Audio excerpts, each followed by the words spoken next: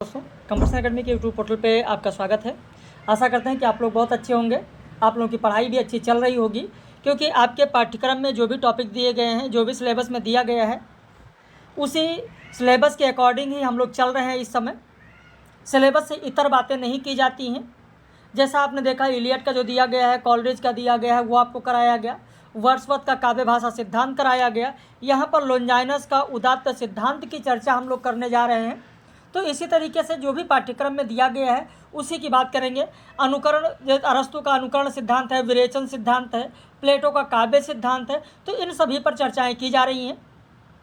अगर आप भी नए हैं, यूजीसी नेट के लिए ज्वाइन करना चाहते हैं, यूपीएचएससी के लिए ज्वाइन करना चाहते हैं, एमपीपीएससी के लिए ज्वाइन करना चाहते हैं, तो ज़रूर आप इस नंबर को लिख लीजिए, इसी पर आप संपर्क कर सकते हैं। तो लोंजाइनस का उदात्त सिद्धांत, बहुत सारे लोग ऐसे हैं जो लोंजाइनस का उदात्त सिद्धांत समझ में उनके नहीं आता है। या बहुत ऐसे लोग हैं जो दो बार तीन बार नेट की परीक्षा दे चुके हैं और कभी 1 नंबर से नहीं हो पाता है, कभी 2 नंबर से नहीं हो पाता है, ये समस्याएं रहती हैं। या नेट हो जाता है, जीआरएफ नहीं हो पाता है, ये समस्याएं लोगों के सामने रहती हैं। या कहते हैं सर पढ़ते तो बहुत हैं लेकिन बहुत ज़्यादा भूल जाते हैं। उसका कारण ये है कि केवल तथ्य रटने से काम नहीं चलेगा जब तक कॉन्सेप्ट को आप समझेंगे नहीं। जब तक जो भी पाठ्यक्रम में आपके विधा लगी है, जब तक उस रचनाकार के बारे में नहीं पढ़ेंगे, उसका साहित्यिक परिचय नहीं पढ़ेंगे,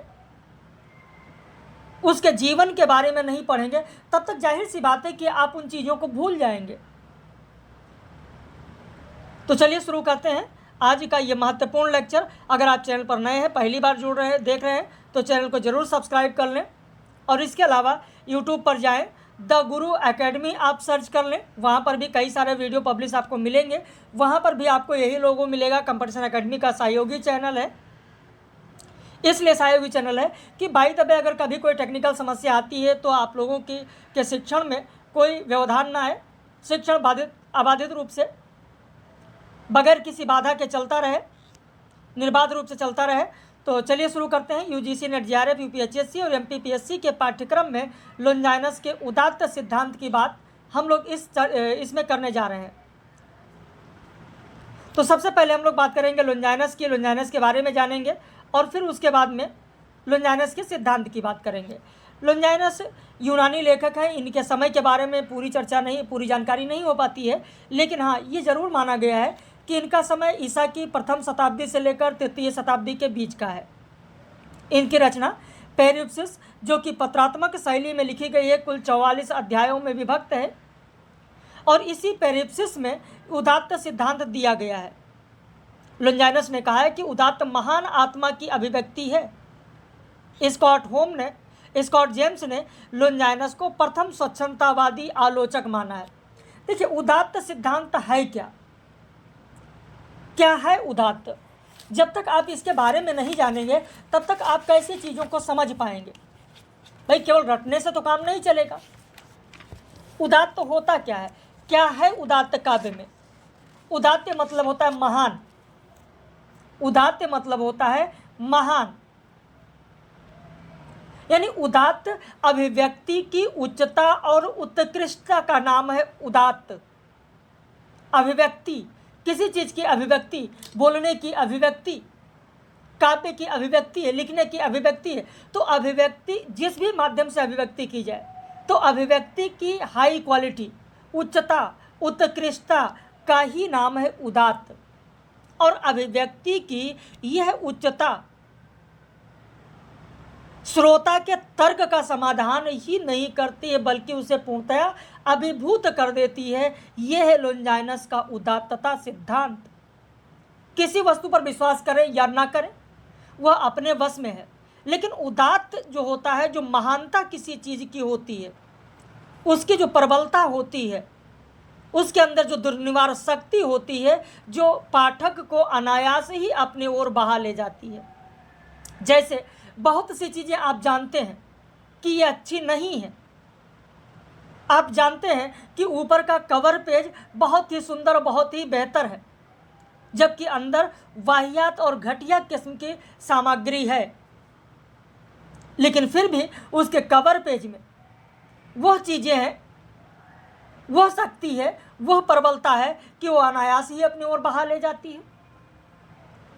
तो ये होती है उदात्तता, यह है उदात्त सिद्धांत। आप जानते हैं कि यह व्यक्ति खराब है, गलत है, लेकिन उसके अंदर वो प्रबलता है, वो दुर्निवार शक्ति है कि वो पाठक को अनायास ही अपने ओर बहा ले जाती है। बात समझ में आ गई? उदात्तता क्या है, साधारण शब्दों में समझ में आया या नहीं, जरूर बताइएगा। इतने दिनों से आप इन चीज़ों को पढ़ रहे हैं, क्या आपके समझ में यह चीज़ आया या नहीं? तो चलिए हम लोग अब आगे बढ़ते हैं। लोंजाइनस से पहले, केवल लोंजाइनस ही ऐसे नहीं जिन्होंने उदात्त शब्द का पहली बार प्रयोग किया है, बल्कि लोंजाइनस से पहले उदात्त शब्द का प्रयोग केकिलियस ने किया था। उदात्त शब्द का प्रयोग इनसे पहले किसने किया था? तो ध्यान रखना, केकिलियस ने किया था। केकिलियस बहुत ही महत्वपूर्ण है। किसने किया है? तो केकिलियस ने किया है। लोंजाइनस की रचना पेरिप्सिस का पहला प्रकाशन इतावली विद्वान रोबर्तेल्ले ने 1954 में करवाया और इस रचना का अंग्रेजी अनुवाद 1652 में जॉन हॉल ने of the height of eloquence शीर्षक से किया था, यानी वाणी की पराकाष्ठा। आप इसे कह सकते हैं वाणी की पराकाष्ठा। हिंदी में लिखना चाहें तो लिख लें, वाणी की पराकाष्ठा, हाइट ऑफ एलोक्वेंस। जबकि बायलो ने 1674 में अंग्रेजी अनुवाद ऑन द सबलाइम शीर्षक से किया। मूल रचना में कुल 44 अध्याय हैं। वैसे इसके और अनुवाद की अगर बात करें तो और अनुवादों का नाम आप लिखना चाहें तो आप लिख लें। देखिए, मैं बार बार कहता हूं कि कॉपी पेन लेकर बैठें। जब कॉपी पेन लेकर बैठेंगे तो जाहिर सी बात है, जो पॉइंट इसमें नहीं है अलग से बताए जाएंगे, उन्हें लिख सकेंगे। पहला अनुवाद किसने किया? जॉन हॉल ने किया, वाणी की पराकाष्ठा, हाइट ऑफ एलोक्वेंस। जबकि दूसरा अनुवाद 1680 में, दूसरा अनुवाद 1680 में जॉन पैल्टेंसी ने किया। दूसरा अनुवाद जॉन पैल्टेंसी ने किया, जिसका शीर्षक था भाषा का लालित्य। लिख लीजिए, जिसका शीर्षक था भाषा का लालित्य, भाषा का लालित्य या उत्तुंगता,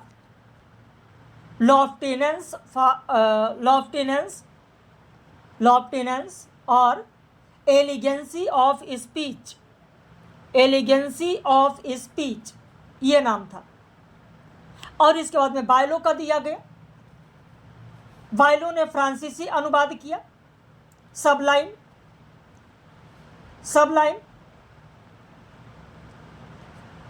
इसके बाद डॉक्टर नगेंद्र। अगर हम हिंदी के आलोचकों की बात करें तो हिंदी के आलोचकों में डॉक्टर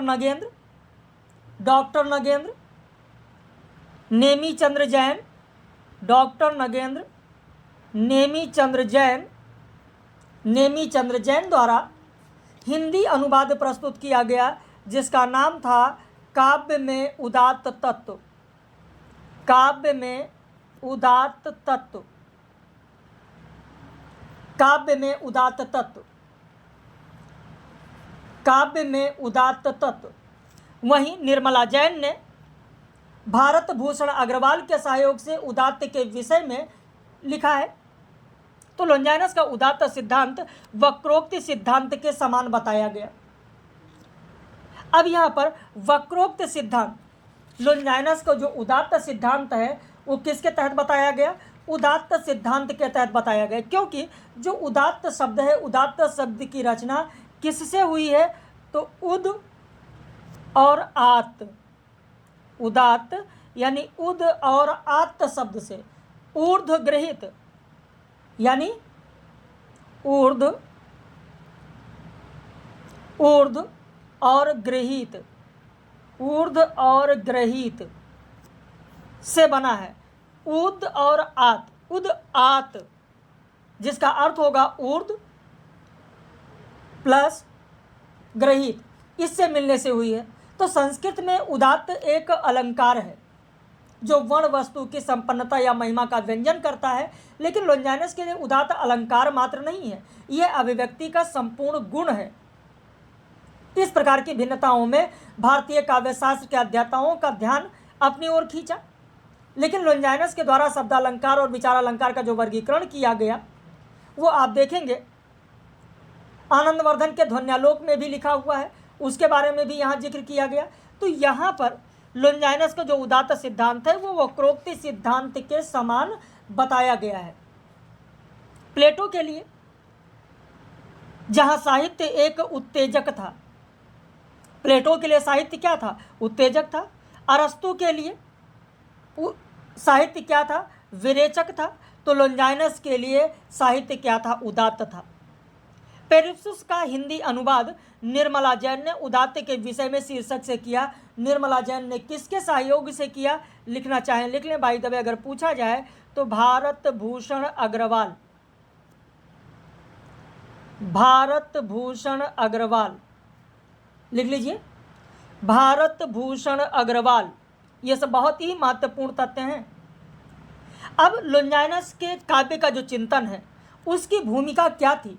पहले जब तक उसकी भूमिका को नहीं जानेंगे तब तक लोंजाइनस के काव्य सिद्धांत को समझ पाना आसान नहीं होगा। क्या था भूमिका? किस भूमिका में लोंजाइनस थे? उस समय की भूमिका क्या थी? तो रोम ने यूनान की व्यवस्था अपनाई। देखिए, रोम और यूनान की जब बात आती है तो पाश्चात्य साहित्य चिंतन में ना तो लोंजाइनस के काल को लेकर मतैक्य है और ना ही उनकी रचनाएं के पाठ को लेकर मतैक्य है। ये माना गया कि पुनर्जागरण युग के दौरान पुनर्जागरण जो युग था उस युग के दौरान 16वीं सदी में जब पहली बार इनकी रचना जो पेरिप्सिस थी ये सामने आई लोगों के, तब यह मत प्रचलित हुआ कि लोंजाइनस शास्त्रवाद से प्रभावित तीसरी सदी में, शास्त्रवाद से प्रभावित तीसरी सदी में पालमीरा की महारानी जेनोविया के अति विश्वस्त यूनानी मंत्री थे।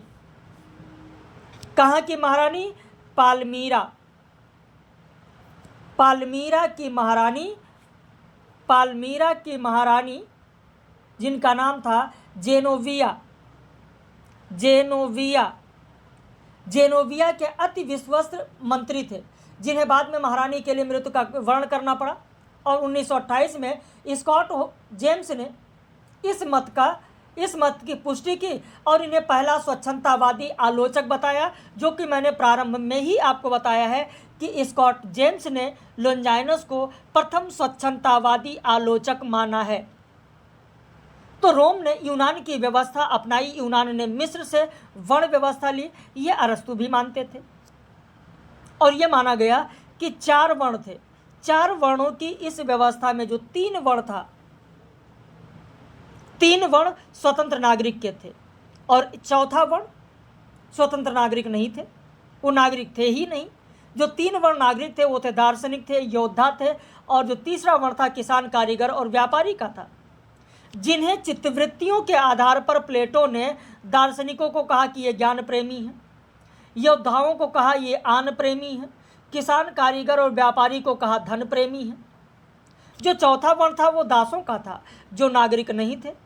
दास वैसे 2 प्रकार के होते थे, अति निर्धन किसान, कारीगर और खरीदे हुए या युद्धबंदी दास।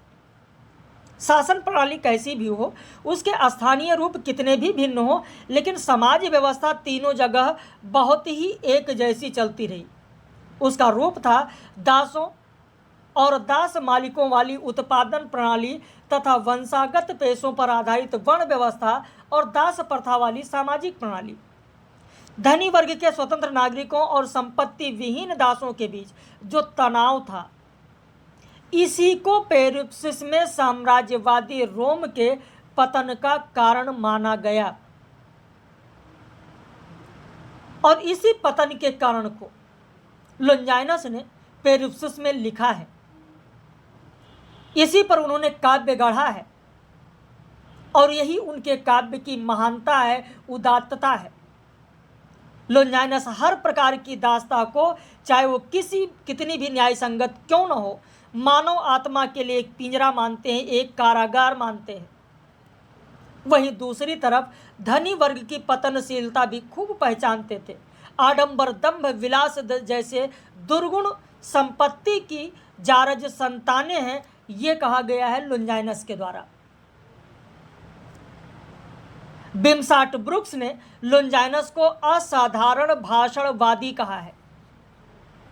यह भी अपने आप में एक बहुत ही महत्वपूर्ण तथ्य है कि किसने लोंजाइनस को असाधारण भाषणवादी कहा है। तो बिम्साट ब्रुक्स ने लोंजाइनस को असाधारण भाषणवादी कहा है। लोंजाइनस उदात्त को कहते हैं कि सभी कालों में सभी व्यक्तियों को आनंद देने वाला गुण बताते हैं। जब उदात्त विवेचन की बात होती है तो कहा गया कि भाषण, काव्य, शिल्प आदि कलाओं का समन्वित विवेचन और कला, व्यक्तित्व, समाज, नैतिकता, राजनीति आदि विषयों का समन्वित विवेचन, यह पद्धति उनकी अवधारणा के संश्लिष्ट स्वरूप का नतीजा है। लोंजाइनस कला में दोष और आडंबर का अलग अलग सामाजिक आधार पहचानते हैं। वह निर्दोष कला के रीतिवादी आदर्श के मुकाबले उदात्त कला का लोकतांत्रिक आदर्श प्रस्तुत करते हैं। आडंबर को वह उदात्त का सबसे बड़ा शत्रु मानते हैं। अब यहाँ पर आपके लिए ये बहुत ही महत्वपूर्ण तथ्य सामने आ रहा है कि लोंजाइनस उदात्त का सबसे बड़ा शत्रु किसे मानते हैं? आडंबर को। और कला में यह आडंबर की संस्कृति 3 रूपों में प्रतिबिंबित होती है: शब्दाडंबर, बचकानापन और भावाडंबर। शब्द आडंबर, शब्दों का आडंबर, यानी यह जो शब्दाडंबर है वो राजसी अभिरुचि का परिणाम है, जो कि आप आदिकाल में अपने आप देखते हैं। बचकानापन पंडिताउपन दृष्टि का परिणाम कहा लोंजाइनस ने, और भावाडंबर को आवेग या अपेक्षा न होने पर भी उपस्थित होने की जो बात की वो है भावाडंबर, ये कहा है। वैसे इस भावाडंबर, बचकानापन और शब्दाडंबर को लोंजाइनस ने शब्दाडंबर को कहा सोथ है, सूजन है, क्योंकि आडंबर के विभिन्न रूपों की पेरिप्सिस में जितनी सटीक आलोचना है उतनी ही सजीव शैली है। शब्दाडंबर को सोथ या सूजन बताते हुए लोंजाइनस एक कहावत कहते हैं कि जलोदर से अधिक सुस्तता कहीं नहीं होती। जलोदर, सोथ या सूजन, यह रोग ऐसा है जैसे गाल फुला फुलाकर सरकंडे की पिपहरी बनाना। वहीं बाल्यता या बचकानापन को कृत्रिमता की रंगीन चट्टान कहते हैं, जिसकी और व्याख्या जरूरी नहीं रह जाती। भावाडंबर को शराबियों जैसा आचरण वाला बताते हैं, कहते हैं जो अपने भावों पर अंकुश नहीं रख पाते। तो वही इन सटीक बिंबों, मुहावरों और कहावतों के मोह में न पड़कर उन्हें तर्क को यहाँ हमने देखा कि शब्दाडंबर को क्या कहा गया, बचकानापन को क्या कहा गया और भावाडंबर को क्या कहा गया। तो ये भी आपके लिए एक महत्वपूर्ण तथ्य निकलकर सामने आया। इसके अलावा उदात्त का सबसे बड़ा शत्रु इन्होंने किसे माना, ये भी आपके सामने आया। अब यहाँ पर लोंजाइनस ने उदात्त के 5 स्रोतों की चर्चा की है, और इन 5 स्रोतों में से 2 स्रोत उन्होंने बताया कि जन्मजात होता है, और 3 स्रोत उन्होंने बताया कि अभ्यास से उत्पन्न होता है। यहाँ पर जो 2 स्रोत की बात की गई, पहले स्रोत जो उदात्त विचार की बात की गई है, महान और पुष्ट विचारों के धारण की क्षमता की जो बात की गई, यानी उदात्त विचार की जो बात की गई, ये जन्मजात प्रतिभा है। कहा गया कि काव्यदत्त उदात्त के स्रोत के अंतर्गत सबसे पहला उदात्त विचार को लिया गया है, और यही उदात्त व्यक्तित्व या महान आत्माओं का प्रतिबिंब होता है, और इसे सर्वोच्च स्थान दिया गया। व्यक्ति में उदात्त नैसर्गिक ही होता है, पर फिर भी शिक्षा, दीक्षा, संस्कारों से उसका सामयिक विकास पोषण संभव है। उदात्त विचार महान व्यक्तियों की वाणी से स्वतः ध्वनित होता है, और इसके लिए किसी विशेष बाह्य प्रयास की अपेक्षा नहीं है। भाई जिस लेखक या वक्ता का निजी व्यक्तित्व उदात्त होगा वो स्वतः ही उदात्त विषय और महान कार्यों और महापुरुषों के चित्रण में रुचि लेता हुआ उनका चित्रण उदात्त रूप में करेगा, और ये चीजें जन्मजात होती हैं। जहां पर प्रबल भावों की प्रेरणा की बात करें, यह भी कहा गया कि यह जन्मजात होता है, यानी काव्यगत उदात्त का जो दूसरा स्रोत दिया गया भावों का चित्रण। वैसे लोंजाइनस से पहले कुछ लेखकों ने या तो भाव या उदात्त की पृथकता को स्वीकार नहीं किया या फिर उन्हें भावावेग को उदात्त का बाधक माना, लेकिन लोंजाइनस ने इस मत का बहुत तीव्र रूप से खंडन करते हुए भावावेग को उदात्त का सहायक माना।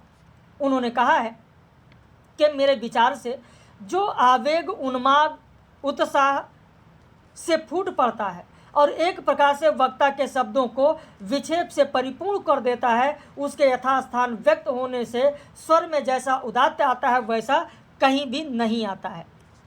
तो ये दोनों गुण, दोनों जो स्रोत यहाँ पर प्रारंभ में बताए गए, ये बताए गए जन्मजात हैं, और जो अंतिम तीन बताए गए ये बताए गए कि ये अभ्यास से उत्पन्न होते हैं, यानी अलंकार की समुचित योजना, अभिजात पद रचना और गरिमा की ऊंचाई।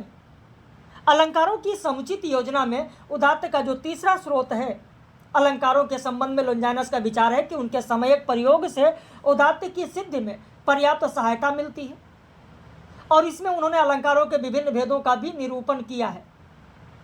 कई जगह आपको मिलेगा कि 11 अलंकारों का विवेचन किया, कई जगह आपको मिलेगा 12 अलंकारों का विवेचन किया। वो 11 या 12 अलंकार कौन से हैं, अभी हम लोग इसी लेक्चर में आगे आपको देंगे कि वो 11 कौन कौन से हैं।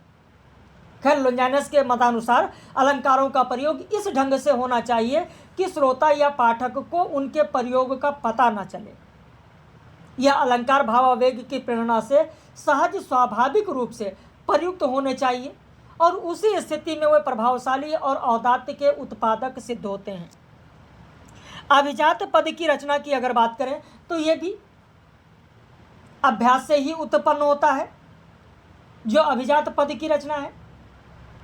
ऐसे गरिमा और ऊंचाई का समग्र प्रभाव भी अभ्यास से ही उत्पन्न है।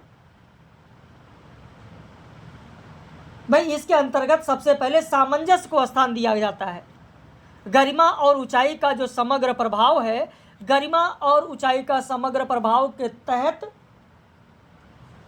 सामंजस्य को सर्वप्रथम स्थान दिया गया है। कहीं पर लिखना चाहें तो लिख लें सामंजस्य, सामंजस्य को स्थान दिया गया है। भाई सामंजस्य एक प्रकार का शब्दों को विशेष क्रम में व्यवस्थित करता है। सामंजस्य में एक ऐसी शक्ति होती है जिससे कि वो न केवल श्रोता को प्रसन्नता देता है, बल्कि एक सीमा तक वो उसे द्रवित करके बहा भी ले जाता है। बांसुरी की मधुर तान की भांति रचना का सामंजस्य भी हमारे मन से विभिन्न भावों को उद्वेलित करता हुआ औदात्य की अनुभूति देता है। तो विभिन्न छंदों का आविष्कार सामंजस्य की स्थापना के लिए ही तो हुआ है। लोंजाइनस ने उदात्त में 11 सहायक अलंकारों की चर्चा की है। कुछ आलोचक 12 भी मानते हैं। कुछ आलोचक, मैंने आपको बताया कि 12 भी मानते हैं। 11 कौन कौन से हैं यहाँ मैंने दिया है। ये पीडीएफ भी अभी आप लोगों को लेक्चर के बाद साथ में, वीडियो लेक्चर के साथ में तो मिल ही जाएगा। कुछ लोगों ने जो 12 माना है वो 12 है। 12 में आप देखेंगे उपमा भी है। 12 में एक और 11 मैंने यहाँ दिया है, एक 12वां लिख लें आप, उपमा। उपमा लिख लिया आपने। तो लोंजाइनस ने कहा कि उदात्त अभिव्यंजना का अनिवार्यनीय प्रकर्ष और वैशिष्ट्य है। जॉन हॉल ने कहा था कि विचार, भाव, भाषा, शैली, रचना, विधान ही, गरिमा ही काव्य का उदात्त तत्व है। लोंजाइनस ने आनंदानुभूति को काव्य और कला का मूल उद्देश्य माना है। अभी इसके बाद में उदात्त का मूल अर्थ क्या है, अभी मैंने आपको बताया है। वैसे देखिए, जो कला होता है, जो कला होता है, कला का प्राथमिक गुण क्या होता है? कला का प्राथमिक गुण बताइए। कोई भी कला है, किसी भी कला का प्राथमिक गुण क्या होगा? प्राथमिक गुण सौंदर्य ही तो होता है। जो उदात्त होगा, उसकी जो उदात्तता होगी, जो महानता होगी, वो उसका सेकेंडरी गुण है, सेकेंडरी कैरेक्टर है। प्राइमरी कैरेक्टर तो सौंदर्य ही होगा ना। तो सुंदरता जो होगी, जो सौंदर्यता होगी, वही उसका प्राथमिक गुण है किसी भी कला का। इसी पर कबीर की एक पंक्ति याद आती है, सुंदरता या सौंदर्यता ही तो एक कली की सुंदरता ही माली को तो आकर्षित करती है। कबीर ने कहा है कि माली आवत देख के कलियां करें पुकार, माली आवत देख के और कलियां करें पुकार, फूले फूले चुन लिए काली हमारी बार। कबीर ने कहा है कि फूल फूल को तो चुन लिया और कली कहती कि कल हमारी बारी होगी, यानी कल जब हम खिलेंगे, हमारी सौंदर्यता होगी, उसको देखकर माली हमें भी चुन लेगा। तो माली आवत देख के कलियां करे पुकार, फूले फूले चुन लिए काली हमारी बार। तो किसी भी कला की प्राथमिकता होती है सौंदर्य। उदात्तता वास्तव में क्या है, यह मैंने प्रारंभ में अभी आपको बताया है कि उदात्त अभिव्यक्ति की उच्चता और उत्कृष्टता का नाम है। अभिव्यक्ति की यह उच्चता श्रोता के तर्क का समाधान नहीं करती, बल्कि उसे संपूर्ण अभिभूत कर देती है। किसी वस्तु पर विश्वास करे या ना करे अपने वश में नहीं है, पर उदात्त अपनी प्रबल और दुर्निवार शक्ति के कारण प्रत्येक पाठक को अनायास ही बहा ले जाती है। तो उदात्त क्या है? लोंजाइनस ने क्या उदात्त के बारे में बताया? उदात्त का विरोधी कौन है? उदात्त के बारे में क्या क्या बताया गया, पेरुसिस के बारे में, तो ये सारी चीज़ें मैंने बताया। आशा करते हैं कि आपके समझ में आ गया होगा। शब्दाडंबर को क्या कहा गया है, भावाडंबर को क्या कहा गया है, वाल्यता यानी बचकानापन को क्या कहा गया है, किससे तुलना किया है, क्या उदाहरण दिया है, तो ये सारी चीज़ें मैंने आप लोगों को समझाया। आशा करते हैं कि आपके समझ में आया होगा। और अगर नए हैं तो चैनल को ज़रूर सब्सक्राइब कर लीजिए। द गुरु एकेडमी यूट्यूब पर जाकर सर्च कर लीजिए, वहाँ भी आपको कुछ वीडियो मिल जाएंगे जिससे आपको लाभ मिल सके। और इसी क्रम में हम लोग आगे बढ़ते रहेंगे। कहीं कोई समस्या हो तो अपनी प्रतिक्रिया ज़रूर व्यक्त करें, और ऐसे भी इस लेक्चर के बारे में भी अपनी प्रतिक्रिया व्यक्त करें।